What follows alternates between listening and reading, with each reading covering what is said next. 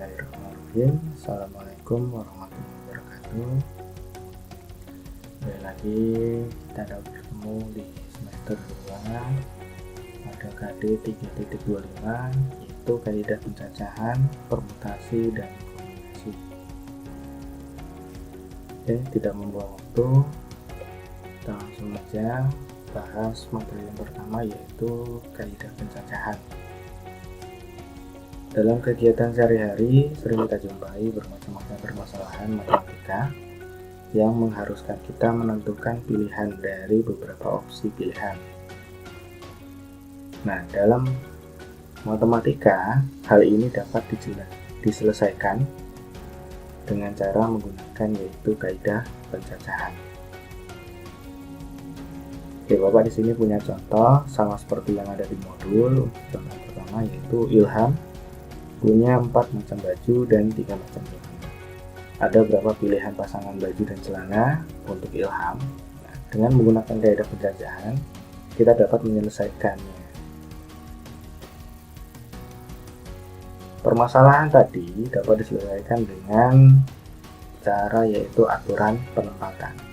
Ada 2 jenis yang dapat kita gunakan, yaitu menggunakan tabel dan menggunakan diagram pohon secara mendatar. Sebelumnya kita misalkan dulu untuk baju Ilham tadi ada 4 jenis, maka ada B1, B2, B3, dan B4. Kemudian celananya ada C1, C2, dan C3. Oke, kita next. Nah, kita buat tabel seperti ini. Oke, perhatikan kursornya. Untuk yang pertama ini baju, ada B1, B2, B3, dan B4. Dan untuk yang kolom itu ada untuk celana, C1, C2, C3. Nah, pasangan-pasangannya itu didapat dari titik temu antara baris dan kolom.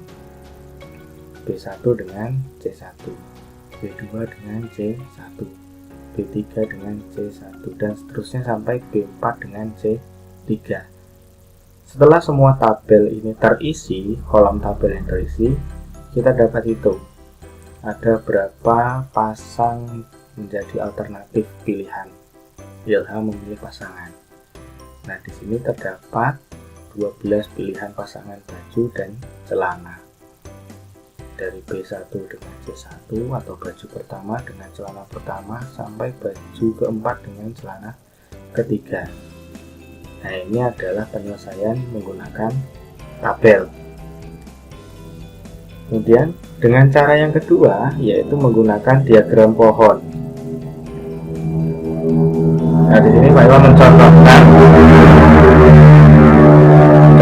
menggunakan baju sama B1 sampai B4 dan celana C1 sampai C3. Jadi untuk B1 itu bisa dipasangkan dengan C1, C2, dan C3. Juga dengan B2, B3, dan B4. Maka nanti hasil pasangannya seperti ini. B1, C1 hasilnya B1 dan C1. B1 dengan C2 hasilnya B1, C2. Dan seterusnya sampai B4 dengan C3 hasilnya B4, C3. Kemudian kita tinggal hitung aja nih hasil pasangannya. Ada berapa pasang? Nah, ada 12 pasang. Nah, tadi ini adalah cara menggunakan diagram pohon. Kita back lagi ya. Paham? Ini menggunakan namanya tabel. Jadi yang bagian atas ini untuk baju pertama, baju kedua, baju ketiga, dan baju keempat. Untuk yang kolom ini celana pertama, kedua, dan ketiga. Kemudian titik temunya adalah hasil pasangan dari baju pertama dan celana pertama, dan seterusnya sampai baju keempat dengan celana ketiga. Kalau ditanya pilihannya untuk baju pertama dengan 3 celana ada berapa pilihan? Baju pertama dengan 3 celana tentu ada 3 pilihan. Baju pertama dengan celana pertama, baju pertama dan celana kedua, baju pertama dengan celana ketiga. Sama jika menggunakan diagram pohon yang secara mendatar. Baju pertama, baju kedua, baju ketiga, dan baju keempat. semuanya berhak memiliki pasangan, yaitu celana 1, celana 2, dan celana 3. Nah, itu tadi adalah kaidah pencacahan menggunakan aturan penempatan. Nah, untuk tugas silakan dikerjakan di buku latihan, lalu foto dan upload di Classroom. Karena kalian masih di sela-sela waktu prakrin atau praktik industri, digunakan di waktu senggang saja, silahkan dikerjakan di waktu senggang. Di sini ada 2 buah soal. Silahkan kalian pause dulu, kemudian tulis soalnya. Nah, 2 soal ini silahkan kalian kerjakan menggunakan cara tabel dan juga cara diagram pohon. Ini ada si Sailem dan ada si Paijoy. Jadi tetap fokus, tetap semangat praktiknya. Bentar lagi udah mau selesai, tapi jangan lupa juga tugasnya dikerjakan. Nah, ini penjelasan yang pertama untuk kaidah pencacahan. Nah, nanti di pertemuan selanjutnya atau di penjelasan berikutnya, Bapak akan menjelaskan tentang contoh yang kedua.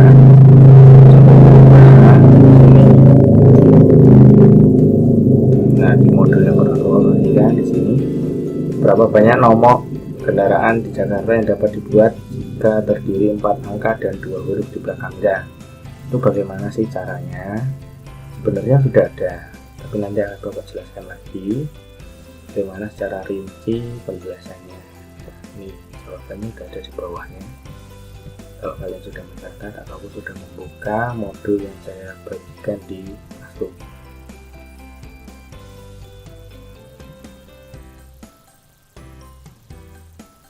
Kemudian di pertemuan berikutnya juga atau di penjelasan berikutnya, Bapak akan menjelaskan sebelum kita masuk ke permutasi dan kombinasi itu tentang faktorial, karena faktorial itu adalah dasar dari materi permutasi dan juga kombinasi.